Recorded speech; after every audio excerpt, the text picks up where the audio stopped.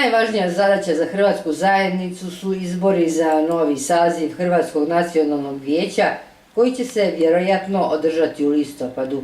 Sada kada su neposredni izbori upitni, nalazimo se pred novim elektorskim izborima koji nam ne garantiraju da će se novi saziv HNV-a konstitutirati iz razloga što je za jednog vijećnika potrebno 60 ovjerenih potpisa kod javnog bilježnika. Da bi izbor novog saziva Hrvatskog nacionalnog vijeća uopće mogao biti moguć, potrebno je da na elektorskoj skupštini bude nazočno najmanje 60 elektora. Sve govori da prije raspisivanja izbora u poseban birački spisak hrvatske nacionalne manjine nije upisano više od 40% pripadnika naše nacionalne manjine prema posljednjem popisu stanovništva.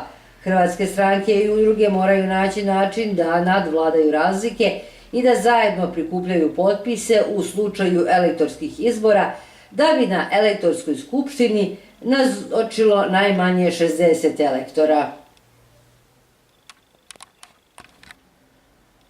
U okviru programa Dužljanca 2018. u četvrtak 5. srpnja u Gradskom muzeju u Subotici otvorena je izložba s Božjom pomoći na temu ris i takmičenje risara. Izložbu je otvorio velečasni Josip Štefković koji je istakao da su ris i Dužljanca povezani. Da nema risa ne bi bilo Dužljance. Njegov završetak niko ne slavi kao bunjevački Hrvati. Na otvaranju je prikazan film Zvonimira Sudarevića Ris. Organizatori izložbe su Udruga bunjevačkih Hrvata Dužljanca i Katoličko društvo Ivan Antunović u suradnji s Gradskim muzejem u Subotici, a autori su etnologinja Bojana Poljaković i Marinko Pijuković. Izložba je otvorena do 13. kolovoza. I lijepo su priređivači izabrali temu. Ris i Dužljanca su naime neraskidivo povezani. Kad se završi ris, pravi se Dužljanca. Da nema risa, ne bi bilo ni Dužljanca. Ris je nekoć bio vrlo važan, ali i vrlo težak i delikatan posao. Važan zato jer Bunjevci ništa ne mogu isti bez kruha, a risom se osiguravao kruh za cijelu godinu. Težak zato jer je to fizički posao koji se obavlja uz ljetnu žegu, znoj i prašinu, delikatan zato jer je to posao pod vedrim nebom, te ga mogu ugroziti različite nepogode kao što su kiša, tuča ili oluja. Zato je važno da posao počne zazivom Božje pomoći, te da se uspješno i na vrijeme završi. Njegov završetak je velika radost. Nitko tako svečano ne slavi, nitko tako veličanstveno Bogu ne zahvaljuje na završetku risa kao bunjevački Hrvati svojim Dužljancom. Iako sam odrastao na selu, ris ne pamtim, ali stariji su uvijek o njemu pričaju. A koliko je to zapravo važno našem narodu, svjedoči i pola stoljeća duga tradicija takmičenja risara, kojom se ne samo objašnjava, nego i pokazuje kako se kad god žele pšenica, to jest radio ris. U to natjecanje se uključuju i mlađi naraštaj, da makar na trenutak iskuse draž kadgodašnjeg risa. Sve će na to dočarati i ova izložba.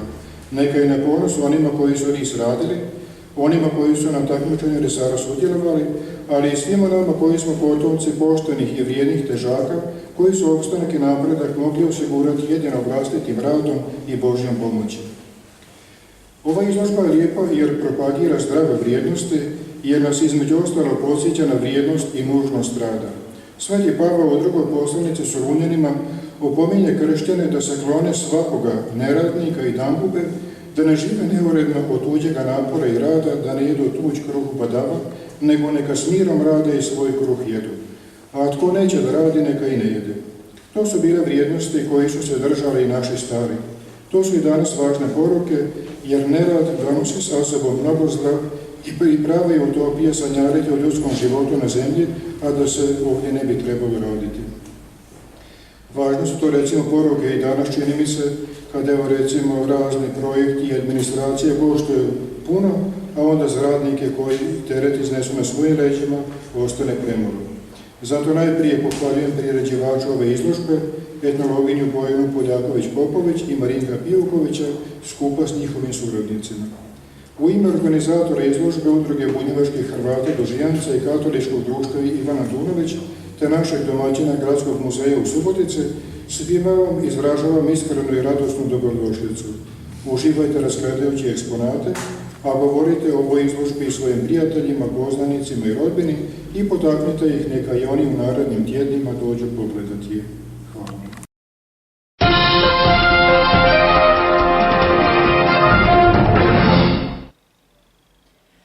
Takmičenje risara je manifestacija iz programa žetvenih svečanosti, tradicionalni i najzanimljiviji dio Dužijance. Na imanju pored crkve Svetog Josipa Radnika u Đurđinu u subotu 14. srpnja takmičenje risara je 50. po redu. U želji da se sačuva tradicija žetvenih radova kroz prikaz rada risa, ručno košenja žita, košenjem starim strojevima i vršidbe prvi put je organizirano 1968. godine u sklopu Dužijance. Kao što običaji nalažu, risari i risaruše okupljaju se na njivi već oko 6 sati ujutru i počinju pletenje užadi. Sat vremena kasnije u okićenim karucama stižu gosti koje u svečanim nošnjama dočekuju domaćini. Svi zajedno su potom sjeli za trpezu od slave, gdje je postavljen čuveni risarski doručak, slanina, crni luk, kiselo mlijeko, domaća pogača i voda sa bunara, a onda počinje nagodba između domaćina i risara.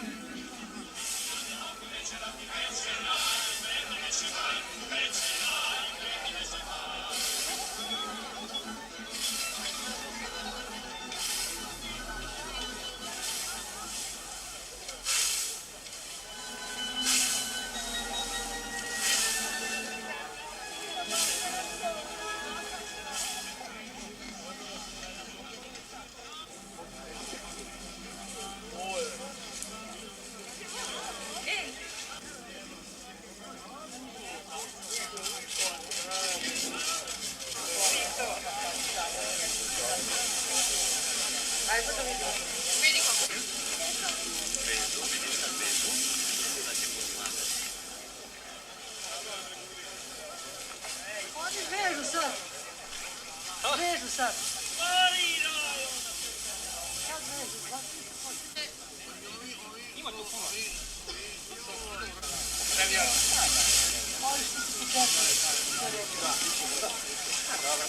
Da vidimo kako da bude dobro i kako i... Pa dobro, nek Viš kako zato što se radi? I ovako imamo sada.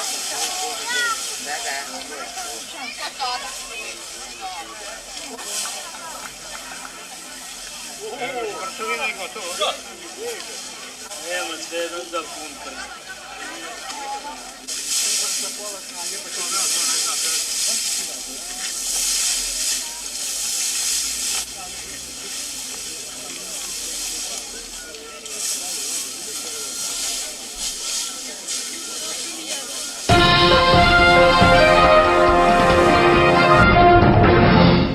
Subotičanka Martina Romić je najljepša Hrvatica u narodnoj nošnji izvan Republike Hrvatske. Tako je odlučeno na 5. revi tradicijske odjeće izbora najljepše Hrvatice u Tomislavgradu.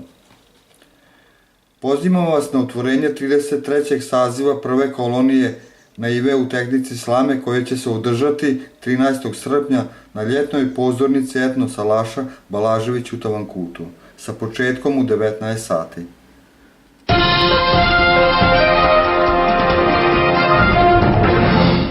U Subotici je svečano proslavljena 50. obljetnica osnutka i proglašenja Subotičke biskupije. Slavlje je počelo na blagdan apostolskih prvaka svetih Petra i Pavla. U popodnevnim satima u Velikoj vijećnici Subotičke gradske kuće održana je svečana akademija u čast jubileja Subotičke biskupije i biskupa Penzeša. Održana su 4 predavanja o povijesti Subotičke biskupije. Svečano misno slavlje u prigodi 50. obljetnice uspostave Subotičke biskupije predvodio je subotički biskup Ivan Penzeš. Misa je slavljena na hrvatskom, mađarskom i latinskom jeziku.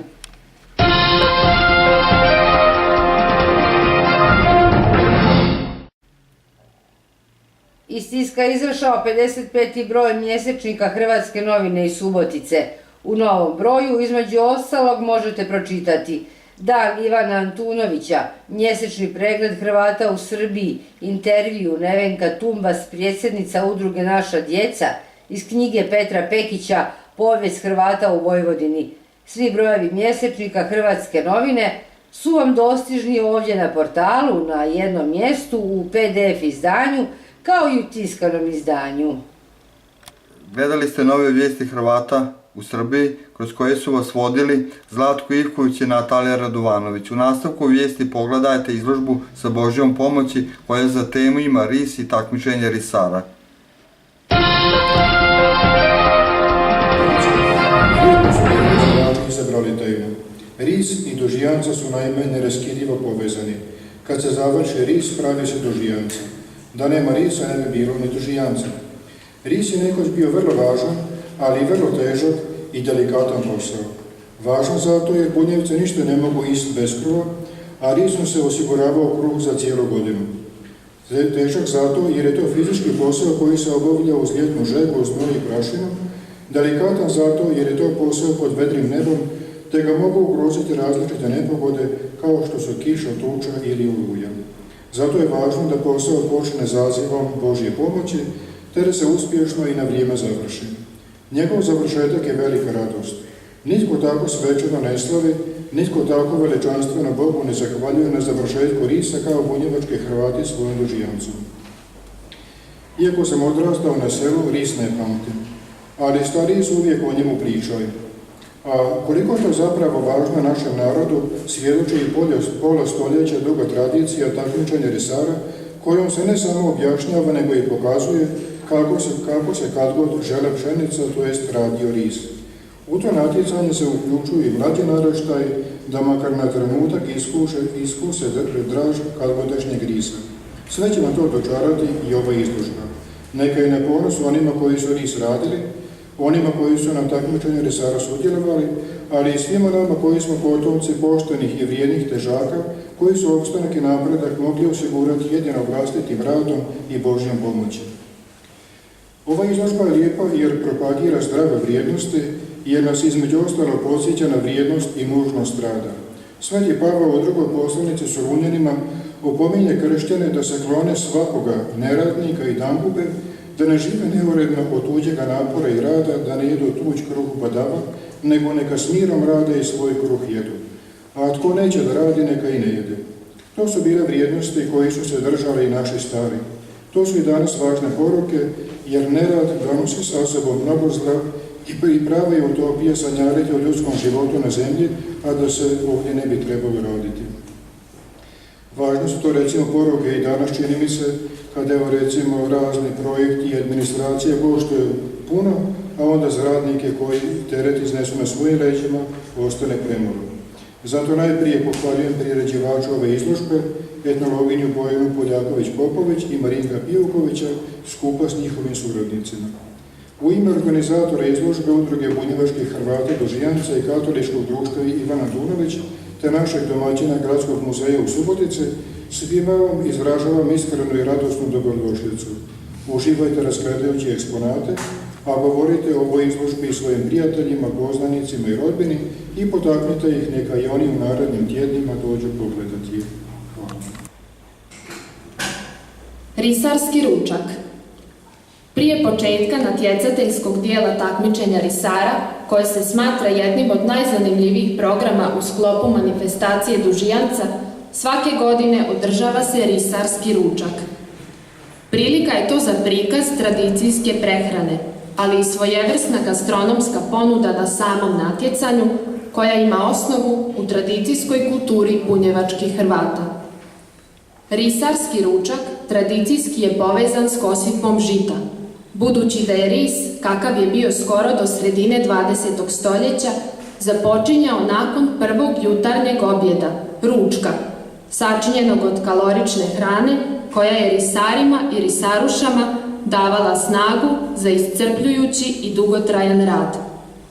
Riječ je o vrlo jednostavnom i skromnom obroku koji se sastojao od domaće slanine, domaćeg kruha somuna, svježe kiselne iz ćupice, crnog luka, soli i crvene paprike. Sve se to objedovalo na njivi, gotovo s nogu, a pojedine gazde kod kojih se kosilo znale su risarima dodatno poslužiti mlijeko, mladi sir, skorupaču, kajganu te masnu lepinju. Ponekad je hrana bila i vrlo skromna, gotovo škrta, i te gazde nisu bile na dobrom glasu. Hranu su pripremale žene i u pletenim košarama je iznosile na njivu uz obavezni dodatak vode u đugama, koja je osvježavala risare tijekom dana. Poštujući tradiciju i težeći ka očuvanju ovog segmenta kulturne baštine bunjevačkih Hrvata, risarski ručak se održava prije samog početka takmičenja risara. Tradicijsku hranu priprema veliki broj žena i muškaraca, a iznose je žene odjevene u tradicijsko radno ruho i serviraju za sve natjecatelje, uzvanike i goste na ambijentalno postavljene prešane bale slame.